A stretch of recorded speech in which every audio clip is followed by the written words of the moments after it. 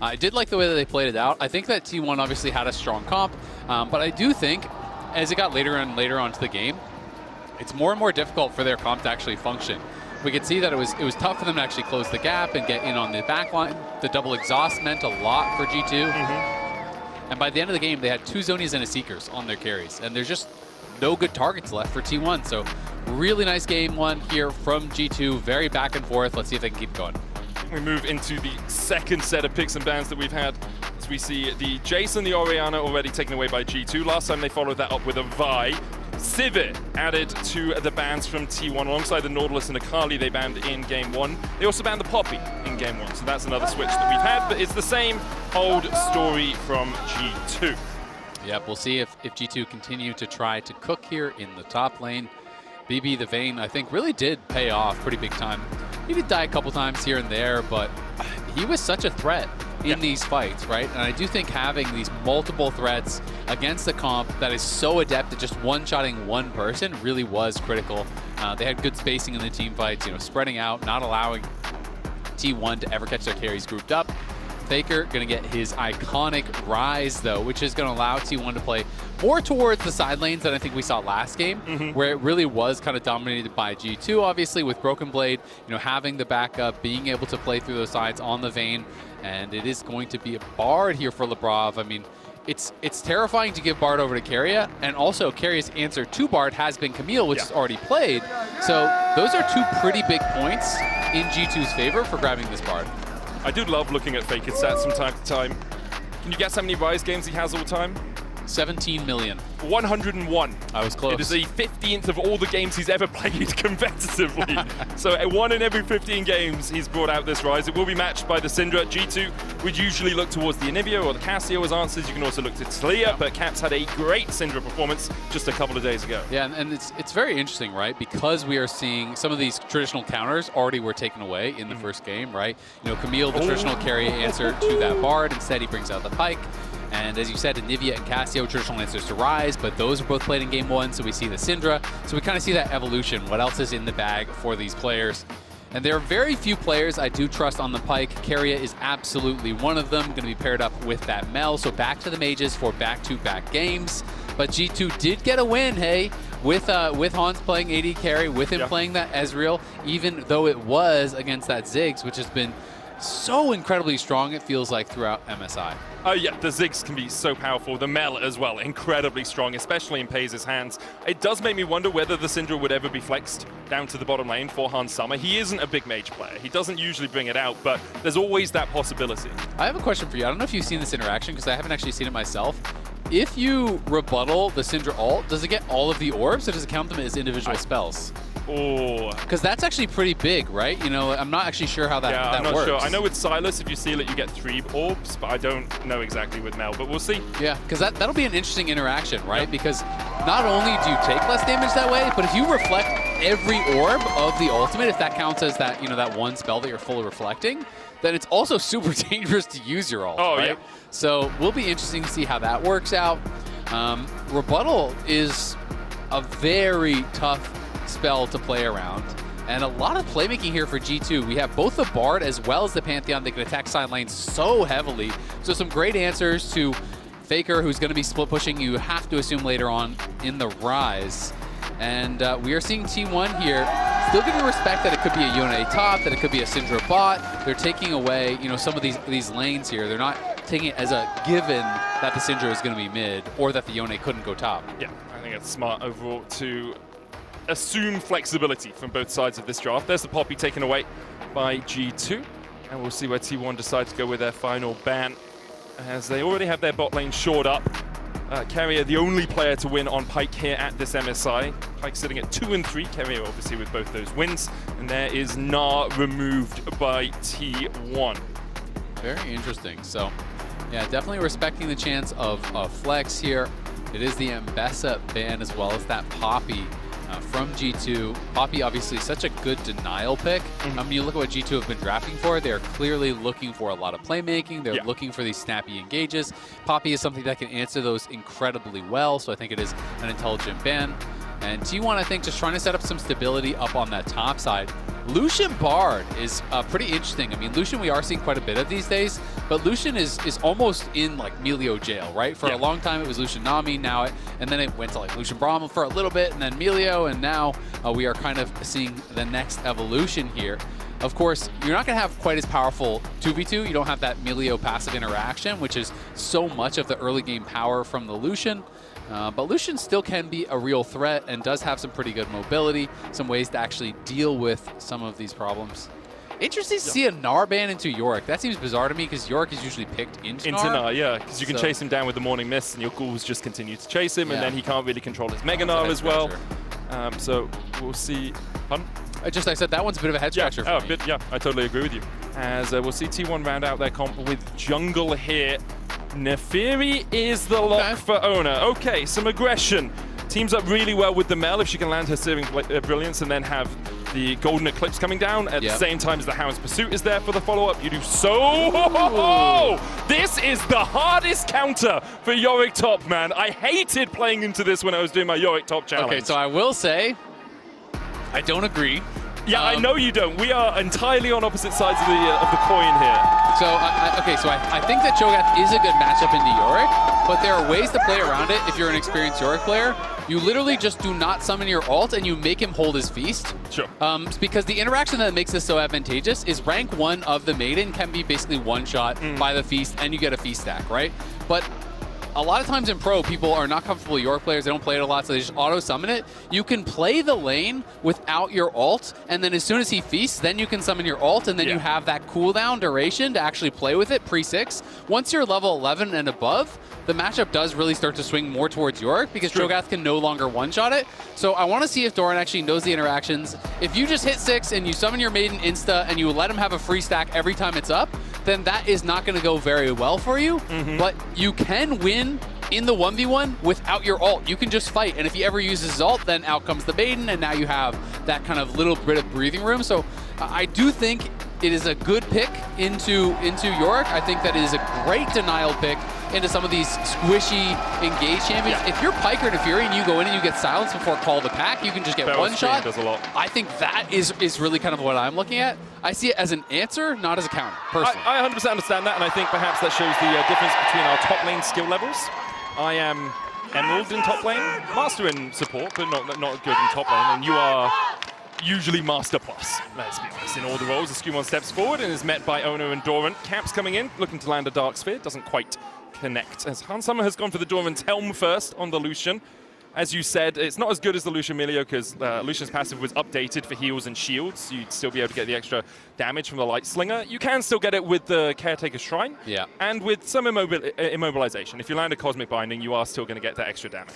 Yep, of course. Melio passive also working in there, though, and that's kind of so strong. So I'm going to be really interested to see how this top lane goes. I don't think it was a great game 1 from Doran. Did kind of struggle in the team fights. Some of that is compositional, of course. You know, G2, very shifty characters. You got Anivia and Vayne and Ezreal, not easy to get in on these champions, easy to get kited out as that Renekton. But I'm curious to see, how familiar is he with this matchup? Is he just going to insta-summon the ult and give those free stacks to BrokenBlade? Or is he going to hold the ult and force BrokenBlade, if he wants to get stacks, to use one on a minion? Or hold it for that summoning of the Maiden? Because that can make things really, really interesting in this 1v1. And also, how BrokenBlade is going to be able to use that Feral Scream in the 5v5s is just so big. It is such a good denial tool against playmakers. You get silenced on Pyke or on Naafiri, you might just be dead before the silence ends. Yeah, definitely. It's so difficult to escape from those situations, especially if you're starting to dash in and then you get silenced as you go forward. We saw Labrov with a good Cosmic Binding. T1 support matchup here with the T1 Bard versus the T1 Pyke, which I'm sure Keria is happy to see. A lot of T1 skins. Yeah, quite a few around. As Oner jumps across the wall here, does know that SkewMond is on his Razorbeaks, puts a ward down. SkewMond has been well tracked by T1 in this early game, mostly because of that Razorbeak ward. It indicates that he's on the top side. Then when he comes around, see the Naafiri just jump in and get a little bit more vision. I think Oner there, unwilling to take the fight because of the movement of Labrov from the bottom side. Faker forced to use both of his summoners as Caps does use the flash in mid. Yeah, trades that flash back as Labrov came in. And I think Faker had a false sense of security because of that move up, but this is the shared champion pool and the individual champions for each player. BrokenBlade has a lot of wild ones up there. Obviously the TF, the Yasuo, the Malphite, the Yorick, the Oner, a lot of different picks than Doran, who is much more of the kind of standard meta player that you would expect out of a, a top LCK team.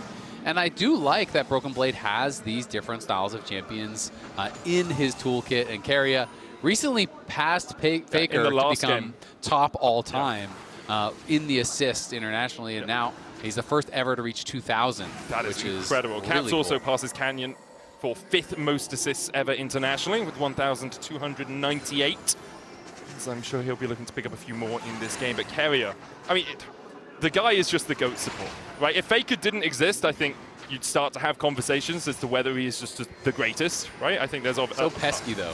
He is. He's always around. Like even here, just trying to hold the wave. Labrov comes across to make sure that he can't do that easily. Faker will be back out on his way. He gets the CC. A magical journey out of Labrov will manage to extricate himself from that situation. Yep, he is A-okay. That last auto from Labrov made me a little bit nervous. At first I thought his auto was going to go on Keria, but it was of course on the tower. So you're not pulling turret aggro, you are not in danger of going down. But Cap's already with a 300 gold lead, of course. Some of that you would expect to even out. That's why Keria was trying to actually hold that wave, but wasn't fully able to kind of keep it off the tower. So Labrov getting it in means that Caps will maintain a pretty large lead here. There's 3 minions for Faker to get, so he can get to 32, but then there's going to be 5 or 6 available for Caps. So he is about 2 waves ahead already. That trade of summoners is obviously pretty big, and I think that will draw a lot of attention here mid. Yeah, Keria is always looking to see if he can be drawn towards that mid lane, so perhaps catch out the fact that we don't have those flashes. And Skewer, Labrov sidesteps it, whether aware or unaware. He still does not get hit by that spear out of Keria. Last time we saw Cho'Gath top was BB, by the way. He played against Whippo's Yorick back in MSI last year. He did lose that game. So hopefully better fortunes for him in this one if you're an EU fan. That series did not go well for G2. No, it did not. But this one has already gone a lot better. And I have to say... they got 1 game. Exactly. Yeah. And I mean, compared to the HLA series, right, where people I think were feeling pretty nervous, like, oh God, is this our form? Like, is this our level? Are we just going to show up and get blasted? And we have the longest game of MSI in game 1, very back and forth. G2 comes out on top. Flash! Flash forward from Keria into the Bone Skewer, and Oner's here for the chase. He won't even be needed, but lands the Darking Daggers and does take the kill. It is always a masterclass, it feels like, for Keria, and here's the interaction. Doran is not a knower, so he's going to use the ult and give over a freebie on the stack. And that is why you don't want to use it. And if it's confusing, why you're saying, well, just what do you mean don't use your ult? Well, Cho'Gath needs to get stacks, right, to be stronger later on in the game. So if you actually hold your ult summon, he can't just sit there and never use his ult to get stacks, or he's going to be put way behind the pace of the game. So that forces the Cho'Gath to say, all right, well, am I going to hold it in case he summons a maiden, or am I going to use it on a minion and start getting this moving? And then as soon as he uses it on a minion, you have that couple minutes or a minute or whatever it is, I can't remember the rank 1 cooldown, where you can actually play with the maiden and get prio. Yeah, about 80 seconds there you go. rank 1 on that feast without any ability haste as Bone Skewer from Keria. Whistles behind Labrov's ear, doesn't quite find its connection, but good kill overall from T1. Gets Oner ahead on this Naafiri, and you can see Faker also moving, thinking about a Realm Warp towards this top lane. Caps is going to catch him out. Spots the fact that there is a Ryze waiting in that bush, and T1 have a very slight lead, predominantly because of that first blood. Absolutely is, and Oner was the one who grabbed that first blood. Looked like they kind of wanted to give it to Keria, but Oner wanted the assist and did end up getting the kill with one of his dogs, I do believe, finishing that off. And still, not like you're going to be sad about Naafiri getting an early first blood, as this champion really is feast or famine. You go in, you are looking to put so much pressure on the back line. You want to be able to push back Caps, push back Hans, and draw a lot of pressure, right? Which is where that call to pack becomes so important, and where that interaction that I've been talking about with the Feral Scream, with that silence, becomes so tough. Because if you try to really ride that line and you get silenced before you can get that call to pack immunity off, then you may just die without ever being able to use it. And if you use it too early, well, you can get CC'd up after and potentially die too. Yeah, it becomes a huge problem if you are caught out. And there's so much damage as well for G2. And point-and-click CC, which I think is very important when you are looking to try and harder to outplay. It's much harder to outplay, man. I miss the days when Tarek's Dazzle was just point at the enemy. Okay, you're stunned. Skill shot. Yeah, I loved it. In the bottom lane, Peyz slightly behind Hans Sama as BrokenBlade is put into a little bit of a cage, but it should be fine to walk his way out. But really the supports haven't been down here, and Peyz so consistently when he is playing these majors manages to get these leads. Looks like T1 are setting up around the Drake, as there's the Bone Skewer. Soulless Snare not connecting. Hans Sama dashing forward as they look for the Realm Warp behind. Magical Journey out. And G2 will manage to extract themselves. Yep, going to be A-OK here. This is Peyz on Mages, 3-0 on Mel, 1-0 on Syndra. His first loss on Mage, last game on the Ziggs, was taken down there by G2. As Faker did use that Realm Warp early, and T1 were hoping to get a pick into the Dragon because they did not get the pick. And Faker has to go back mid, or he's going to give up all these plates and minions. They decide, you know what, we actually can't spend the time to claim the Dragon now. So they are forced back by that disengage. Oh, Grand Star full flash forward as there was a flash away from Doran, but BrokenBlade's here for the chase. Caps across the wall with the Scatter of the Weak as well. Won't allow the Undertaker out. It's Hell in a Cell, and G2 are winning. Nicely played there by G2, looking for a play up towards that top side. Doran tries to use the cage and the flash to escape, but SkewMond is there to get him. Really the only thing I think Doran maybe could have done is you try to put the cage right kind of like where it fully blocks off the thing, and it can mess up pathing. And there's some weird tricks you can do with that, but pretty hard to escape 3 members. TP in from BrokenBlade as T1 trying to secure at least one of these grubs. Don't have the smite on Oner, but will manage to take it, so it will be a 1-for-2 grub exchange as BrokenBlade, after teleporting, looks like he is just going to go top. Peyz and Keria have been swapped up to that lane. Sama's going to be left to his own devices against the Yorick down in that bottom side. Yep, you can see Doran has his ult back up and just trying to get to level 11 where that Maiden cannot just get one shot there.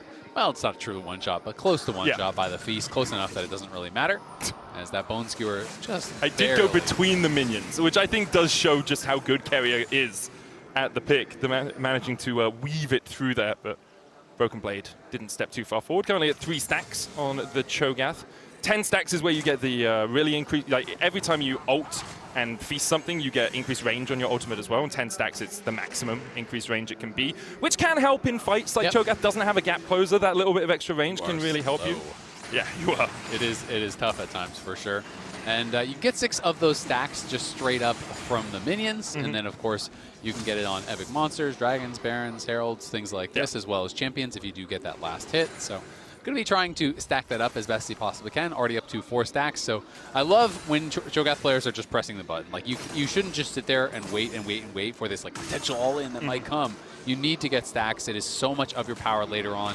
You're not only increasing the range, but also, of course, based on the health that you're gaining, it is increasing the damage of the ult, which is making it more likely to get those subsequent stacks. And they are sending 3 top here again, potentially looking to try to punish Doran, who is missing his flash.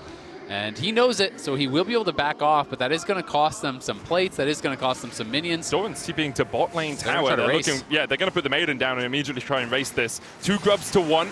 That sort of race will go in G2's favor, but T1 already have the wave pushed in. They'll take the Drake as well, as G2 invested a lot on towards that top side. Yeah, they absolutely did. Yorick, of course, fantastic at killing off these towers. But Caps and BrokenBlade still racing for this, so let's see who is going to win it. I think it is going to be T1, but it's going to be close. I mean, T2 got back on that tower faster, so it looks like they might actually win. The Sheen last rights can do quite a bit of work. There is the Maiden helping as well, of course. It's going to be incredibly close between these two, as the first tower of the game is so Oner's tight. coming. Oner comes across. It will be T1. They'll get it with the last rights. G2 just 2 seconds too late. And that's all that counts. And they're able to get it. You know, you can see Oner wasn't 100% confident that they were going to get it in the 2v2, so he's like, all right, I'll get down there, try to give a little bit of assistance. They do get that first tower gold, which is pretty nice, and just about all the difference in the gold splitting these 2 teams. You can see BrokenBlade already with that Heartsteel completed. Going to be looking to try to scrap a bit, start getting some stacks. Cho'Gath so powerful with that additional HP. Faker has to use the Ghost here. Tempered Fate comes out, and with the Ghost, he can very quickly sidestep that, then steps back forward. It is cool seeing the T1 logo from the bar just like splash on the ground beside the GOAT, the T1 legend himself. I mean, Faker has what? I think it's something like 9-10 skins now. Grand Starfall in, there's the shield drop as well. Hans Sama dashing forward. Peyz able to get the rebuttal off. Keria is going to have to dash across this wall to escape, as Oner looks to hold that culling, uses the dogs to do so. Yeah, and they're going to try to keep BB away from this top side. Doran was trying to get up there and get some access to that tower. So we did get the 1 feast off the Maiden, but even without Doran, you know, just kind of delaying the summoning, it hasn't really mattered because they haven't really been laning that much against each other. And Doran closing in here on a level 11, so we'll see if BB can one-shot that one more time before Doran does get that level up where the Maiden later in the game starts getting pretty tanky. It becomes difficult to actually knock it down as it scales up with those ranks in the ult as well as with your stats. Yeah, especially if you play well around it as well. You can manipulate how much it steps forward, how much it steps back as Labrov and Caps look for Faker on this bottom side. Unleash power onto Faker, takes him down to a third. Keria on the flank though. Labrov will land a stun onto Oner, stopping T1's idea of taking this fight. G2 investing 4 players around here for now as Caps perhaps will just look for the crystalline overgrowth as Faker wisely walks away from the Dark Sphere in the Force of Will. It's actually the crystalline over goat that he was going for there. Goodness. Oh, they jump onto Caps. It's Keria, death from below as Caps is taken out. Labrov trying to chase out this Pyke. Hans Summer on his way through the magical journey. Keria needs some fancy feet to get away, and Hans Summer comes in to secure the kill. A lot of gold to Hans Summer there as SkewMond and Oner butt heads in the river. And both of them able to escape the flash from SkewMond enough to keep him alive. The stat sheet will show a solo kill for Keria, but of course, Caps was very low. SkewMond just to the side of the steering, brilliance. And with the tempered fate, Peyz rebuts Labrov. Solar Snare out as well as Faker is looking for more. He has the flash and SkewMond now in range. The Aegis Assault, no movement speed for him. Faker takes it. Hans Summer now needs to get the hell out of dodge, but T1 are collapsing perfectly. The flash across the wall. Here comes Where's Keria? Pyke can smell blood in the water. A bone skewer goes to Narnia, but it didn't need to hit. Faker takes the kill. Yeah, Faker looks so good on these sort of champions where he can get out on the map, where he can roam, where he can really play. Just so proactive, right? You know, just getting busy on the map here, moving around with T1. They're looking for Caps. Phantom on the toe, Keria down to Caps as Oner tries to trade back in. Labrov going the long way round, looking for the Caretaker's blessing, and it will be enough. The magical journey. Oner still dashing, a dark and dagger will get him with the bleed, but Caps gets a shutdown in response. Meanwhile, BrokenBlade trying to survive on the top side as Peyz brings down the golden eclipse, but it's not enough even with the ghouls chasing him out. BrokenBlade will heal up. Trying and succeeding to survive on that top side as Labrov and SkewMond now hunting. He gets the slow. Faker gets the movement speed though, and will just walk away. I don't think SkewMond and Labrov would have had enough damage to take down Faker easily, especially since he's still holding on to that flash. Doesn't have the Rod of Ages complete as of yet, but probably has enough in his inventory to finish that one up, and you can see he's now backing away. Next fight, likely around this Rift Herald, although we could be looking at a second Drake play. Yeah, there's the Roa coming in. Faker also working quickly towards that Archangels. They're going to TP back. They don't want to give up this Herald. I mean, Oner is so strong right now. He already has the Cyclo Sword. He's closing in on a second item. And when he gets it, he is going to be so threatening, especially for Caps, who's going to be very reliant upon his team to keep this guy off of him. Obviously, you can sidestep as much as you want, but that's only going to do so much. G2 are TPing BrokenBlade in here. Oh, great dodge with the call of the pack as BrokenBlade tries to step forward onto Faker, who will just walk away. Doran, their next target, shield rolled in from SkewMond. Doran flashes into the back of the Herald Pit. The rest of T1 now trying to collapse on Caps and Labrov, but Doran is just nom nom nom by BrokenBlade. G2 wrest control of the Herald Pit out of T1's hands, and it looks like T1 have given up the ghost on it. Yeah, that was really well played there by G2. They just kind of came in and they split up T1. They push back Faker as well as Doran on one side, and Doran got stunned up there. And once he got stunned up, he was so low, he didn't feel he had time to actually get over to the wall and flash to safety over the wall. So instead he had to flash into the pit, but T1 couldn't force their way through on the other side, but they will look for a play of their own, going for this second dragon here. We'll find out if that early work on the dragons is going to be rewarded by a powerful soul. G2 definitely hoping it will not be, but it is Ocean, which definitely not the one that T1 are hoping for. They're a relatively squishy team. Ocean not going to do much for champions like Naafiri and Mel and Pyke, but any soul is a valuable soul. Death from below used for the stun with the Realm Warp follow-up. Caps, you can unleash whatever power you want, but Faker and Keria combine to take him out. It's just like watching a Pyke tips and tricks. Like he's showing you all the combos here, just beautifully done. What he is doing there is E and then also ulting on behind you, which teleports you to them, making the E undodgeable. Then you're stunned. The Bone Skewer's already coming out. That's undodgeable too. It's just so clean, so precise from Keria on this champion. Gets them another kill and does start to push Faker ahead. BB trying to get some gold back on the other side of the map, and he is the big advantage for the team. Yeah. He has got to be the guy who is creating space for those carries, getting into the mix, but you don't want to overextend because this champion is so slow, so low on mobility. Grand Starfall onto Faker. T1 running up through the river, but Faker's running the wrong direction and has no Realm Warp to get out of this one. They might try and just give it over to Caps. SkewMond autos one more time. Caps is here. The shutdown does go to Skew. Meanwhile, Culling used into the rebuttal. BrokenBlade trying to trade onto Peyz. Hans Summer dashes in, and Keria is devoured. The Tempered Fate not quite in time to save him from the bleed as G2 find 3 across the map. I mean, look at the turnaround there on the Feral Scream from BB. It looked like it might be going bad for G2, but he lands a silence across 2 members, and they just burst them down with the Feast and the Feral Scream and all the damage coming through. And pretty much just got a double kill there, and now BrokenBlade up to 8 stacks already, 1,500 gold ahead individually. And he is not going to be an easy champion to take down. Yes, T1 will have a lot of damage as you get later on into the game, but this is going to be a tough champion to deal with who also has a lot of kill threat on your squishy champs at the same time. I think as well, we haven't talked about it, but you get bigger the more you feast. And the fact that you can stand there and block the Bone Skewer coming out from Keria as well, you are just bigger and bigger as the game goes on, and that's the Heartsteel is going to help out with that as well. As SkewMond forces Keria away, the Maiden. Unfortunately, we're going to see... Ooh, I thought Doran was going to become a widower, in fact, but the Maiden does survive. Maiden does survive, and T1 playing towards that top side. G2, a lot of members down here, but the Dragon is not up. Someone's got to go. Minutes away. Yeah, it seemed pretty early to be playing, so heavily down on that bot side, but they do get Caps back up to collect this wave, so no big deal. Faker pushes it in and does start to try to steal away from some of these camps, but you can see both teams being pretty active here. Caps looking to steal that away with the scatter, but Oner is covering him, and SkewMond is stealing away the Gromp on the other side. So tit for tat across the map here, as both teams staying active and trying to find a window to punish their opponents. The push comes in from T1, and with the grub damage, the tower will fall. Faker walks in to make sure it does.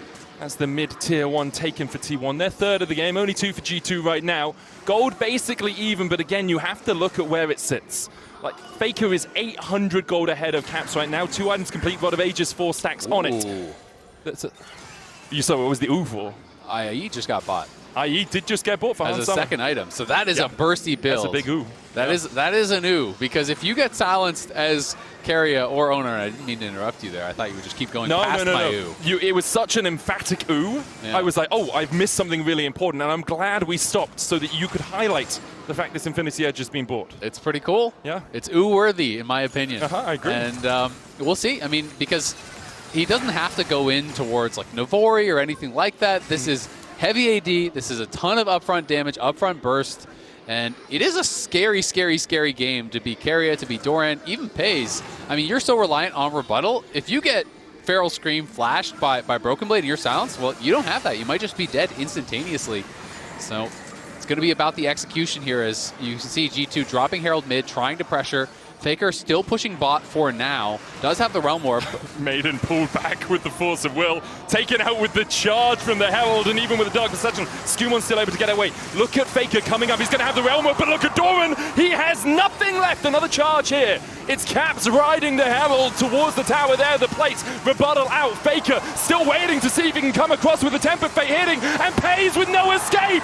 BB on a rampage. This Cho'Gath is unstoppable, as Oner's forced to eviscerate away as G2 eviscerate T1. Yeah, T1 getting punished so heavily there. I think Doran really didn't realize the amount of health on that tower, and now G2 are just going to go to Baron because he thought he could defend there, but the tower was one-shot by the Herald, and now this is problems for T1. They're just going to decide to give it, but T1, it was dead even just a minute ago, and now it is going to be an over 2.5k gold lead here for G2 as Doran dies for free, and then the rest of T1 kind of caught off guard, and it felt like overstayed their welcome. Peyz goes down as well. Importantly for T1, they will get an Ocean Drake. They are on soul point now as Doran has stepped forward, and a Grand Star Ball into a shield bolt. Oh, Doran, you just got back out on the map! SkewMond with his second, and for T1, things are falling apart. They are, especially for Doran and maybe Peyz. Puts the rebuttal down. They haven't unleashed power from Caps, but he held onto it. Bone Skewer out. G2 will settle with 4 plates out of that tower as BrokenBlade the target for Faker and Oner, but BB might just win this in the 1v2. Feral Scream dodged away from TP behind as Caps looks to join the play, and T1's desperation has turned into G2's dessert.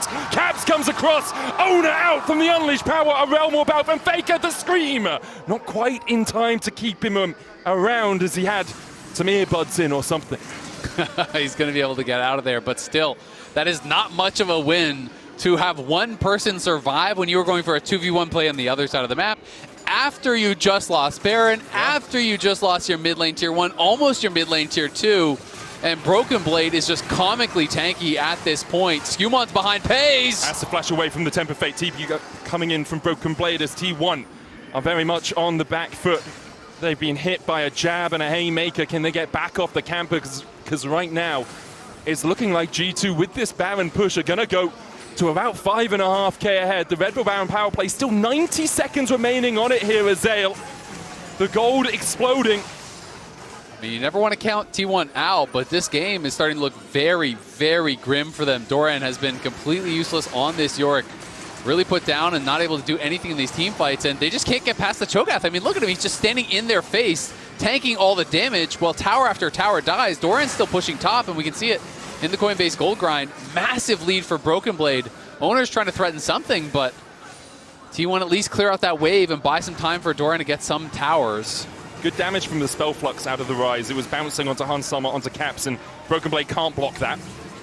And a big spike for Faker is going to be coming. He's at 8 stacks on the Roa. He's almost 15. He's going to slingshot to 16. Yep. Actualizer soon as well, hopefully for him.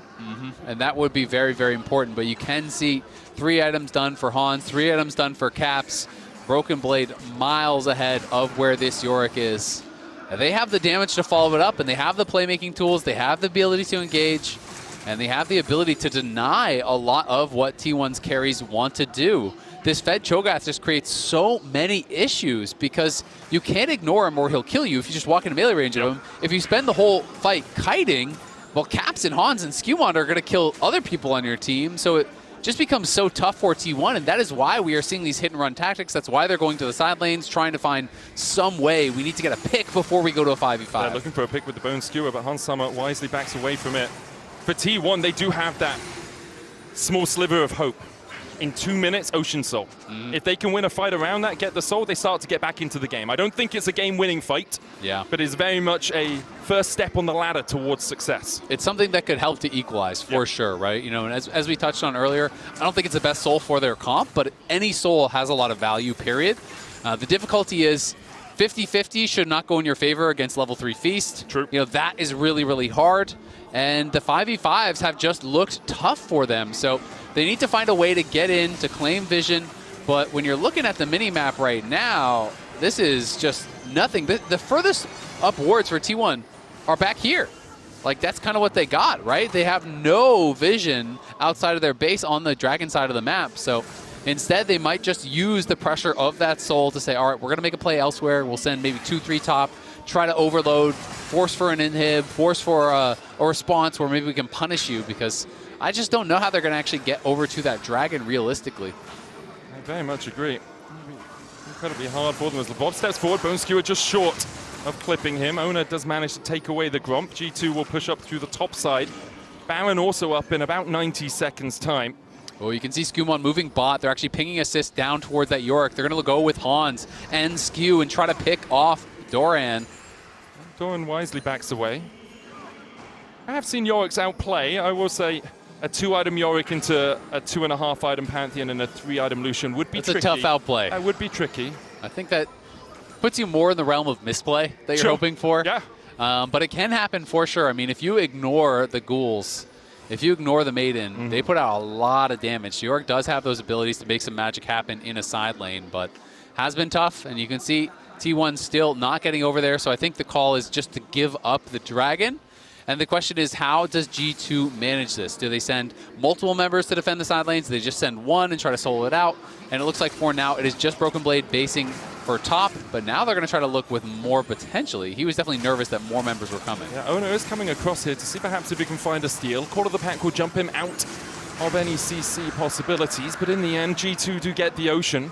The gold lead after the Baron push was 5k, now down to 4.2. T1 doing a good job of finding all the gold they can on the map before what is likely to be a big fight in 30 seconds. Yeah, and the question just becomes, does the game actually get better for you as you go further on? True. I kind of feel like it does not, but that does not mean that T1 can't find an outplay, because of course, everything goes out the window when Peyz, and Keria one-shot Hans or one-shot Caps, right? But, if G2 do get good vision down, do have BrokenBlade being that kind of first line of defense that they have to get past, I think it is so tough for these playmakers on T1 to just walk through the Cho'Gath. Stepping forward here. Darking Daggers almost connect. Faker with the damage. Didn't pop the actualizer, now does have it completed. Yep, and he has 16, as we talked about, so he's almost 17 now at this point. So Faker definitely, you give him an angle under your carries, he could take them down, but SkewMond just completed the GA. And Feast, great for securing objectives. So if G2 wants, it's not a 50-50. They could go over here, secure vision, try to force T1 to come to them, and look for a Smite plus Feast combo to secure it, and that is exactly what they're trying to do. They want Doran to TP at the very least. Doran still pushing through the bot side right now. BrokenBlade pulled back into the Baron pit. Keria there, Grand Starfall towards the backline as they go for Oner. Tempered Fate hitting onto 2 as well. G2 looking for the fight instead. The knock-up from BrokenBlade means that Peyz has no place to go. Doran does TP, but too late to save anyone. Another knock-up, another Doran death as G2 find 2 around the Baron. The Yorick has just been digging his own grave this game time and time again as G2 making it look easy, and Labrov has been catching everyone with these ults. The two-man ult on Peyz and Faker post-Peyz flash means that it is just lights out for T1 in that fight. Oner trying to find a way in, but this is not a 50-50. I just don't see it happening. I mean, BrokenBlade is the one marking him, so if Oner could get past BB towards the Baron, it would have been, but G2 do secure their second of the game.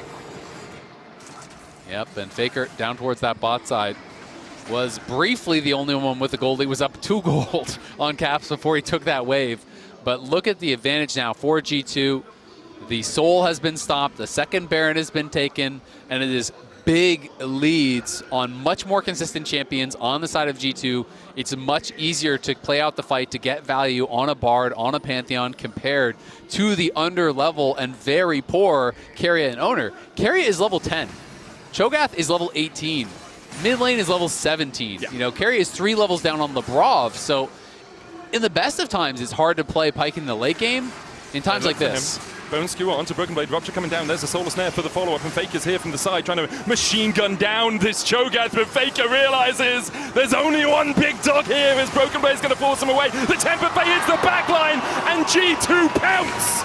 Peyz brings out a golden eclipse, but there's only darkness for T1 as Keria is forced away, and the culling finds the Undertaker. Yorick down, 3 down, G2 pushing through mid. G2 are about to bring us the match point here. Keria is trying to cut the wave, but they still have the Baron cannon. G2 just have to defend it and push in for the win.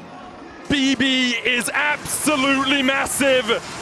The Hound's pursuit does nothing against G2. It is 1 away from glory, 1 away from their first best-of-5 win against T1 in 7 years. G2 are on the cusp of victory. And this one looked so one-sided. Last game, very back and forth. This one was all G2 all the time. They're on match point.